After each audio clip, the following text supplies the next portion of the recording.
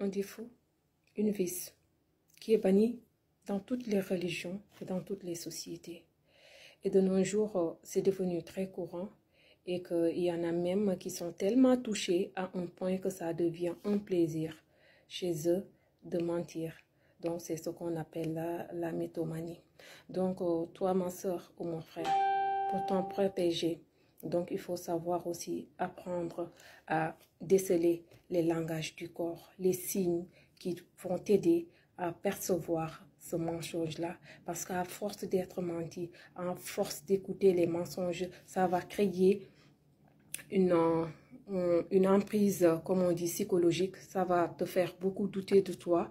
Ça va vraiment diminuer la confiance en toi parce que du moment que tu es dans le doute, du moment que tu sais plus, ça va vraiment, voilà, ça va vraiment embrouiller ton cerveau jusqu'à un point, si c'est devenu fréquent ou si tu fréquentes tout le temps cette même personne, ça va arriver à un niveau où toi-même, tu vas être comment dire, tu vas être perturbé, tu vas plus savoir reconnaître le vrai du faux si cette personne il te ment. Et surtout si la personne utilise des techniques pour vraiment que tu te réveilles pas, tu saches pas ce qu'il est en train de te dire, c'est vrai ou pas. Parce que toujours la personne qui est en train de te mentir, il faut apprendre que cette personne elle est de mauvaise foi.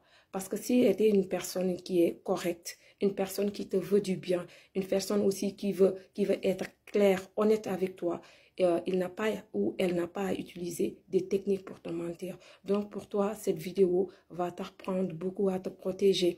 Donc la première, il faut savoir déceler les langages du corps, c'est très important parce que parfois, comme on dit, le corps parle, le visage parle, surtout les yeux parlent. La personne en face de toi, il t'envoie des signaux que parfois si tu n'es pas concentré ou si tu n'as pas les bonnes techniques ou les bonnes informations, tu ne vas pas arriver à les décortiquer. C'est-à-dire, par exemple, la personne qui est en face de toi, qui te parle et qui a tendance à fermer les yeux quand elle te parle, dit cette personne-là, elle n'assume pas ce qu'elle est en train de te dire. Donc, cette chose-là, elle n'est pas réelle, elle n'est pas vraie. Donc, si c'est vrai, c'est une personne qui va prendre ses responsabilités de te regarder face et de te dire les choses telles qu'elles sont, soit-elles amères ou pas. Donc, c'est ce premier signe-là. Nous avons le deuxième signe aussi, toujours les yeux, parce que c'est ce qui aussi, le visage, comme on dit, c'est le miroir de l'âme, et donc c'est ce qui permet de percevoir beaucoup de choses. Par exemple, si la personne aussi a tendance à te parler, et à chaque fois qu'elle te parle, avant même